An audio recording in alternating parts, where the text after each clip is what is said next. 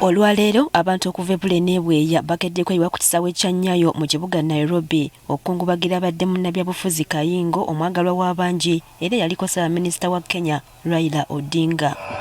Ng'oggyeko bannakenya okukungubaga kuno kwetabiddwako abakukunavu okuva mu gavumenti z'amawanga ag'enjawulo, ebitongole by'ensi yonna n'abo abadde baagala Odinga. Omubiri gw'Odinga gutuusiddwa ku kisaawe wakati mu bukuumi obw'amaanyi era eno abakungubazi buli omu amuweereza essaala omwoyo gwe Omukama agulamuze kisa wakati mu nnyimba ezimusuusuuta olw'obuweereza bwe.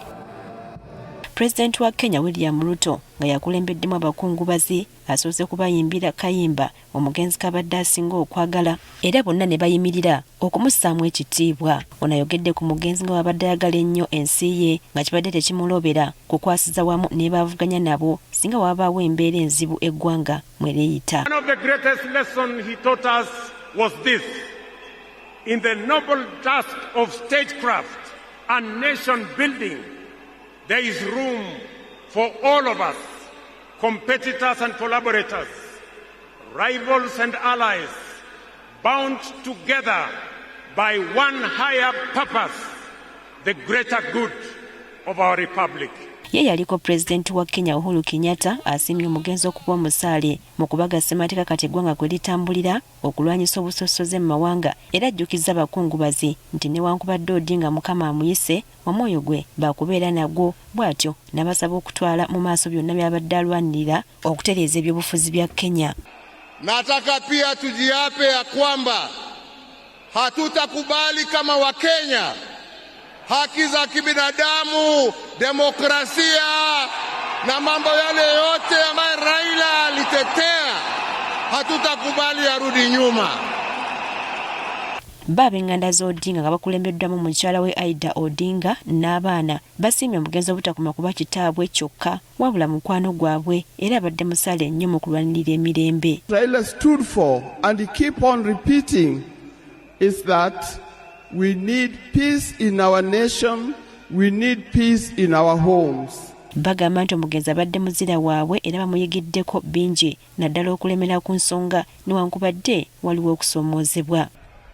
Dad embodied resilience, courage and unwavering commitment to the ideals of freedom and justice. He always stood for what he believed was right, sometimes at great family cost and personal cost as well. I watched him at his best.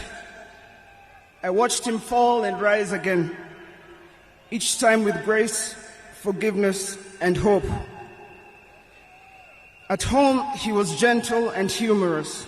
Ye muganda w'omugenzi Obulu Odinga asuubiza bannakenya ng'Odinga batagenda kuzikirira nti wakusigala ng'atambuza emirimu gye ku lw'obulungi bwa bonna naddala okulwanirira amazima. Raila was a no-nonsense man. He entertained no mediocrity.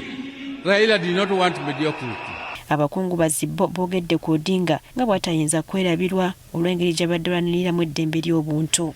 He was the first person I went to my first maandamano, and since that time on I've been following him and we will still make sure his legacy lives on and to our children as well. Okusinziira ku nteekateeka buli munnakenya aweereddwa eddembe okukuba kwa Odinga eriisa evvannyuma era kino kikoleddwa okutuuka obudde okuziba. Nga bino tebinnabaawo omubiri gw'omugenzi gwasoose kutwalibwa mu kisenge kya Paalamenti eya Kenya olukiiko lw'eggwanga ogw'okubako eriisa evvannyuma. Okusinziira ku nteekateeka nga bw'ebadde omubiri gw'Odinga gubadde gulina kusula mu maka ge wabula kino kisaziddwamu nga gwakudda mu maka ga Funeral Home olw'ensonga eziteebereka olw'onno olunaku lw'enkya gutwalibwa e Kisumu ku njegoyego z'ennyanja Nalubaale gy'abadde asinga obuwagizi. Eno mubiri gwe gye gujja okuva ate gutwalibwe ku bijja bya bajjajjaabe e Bondo mu ssaza ly'e Siaya guziikibwe. Priska Namulema agafeeyo ku Spark TV.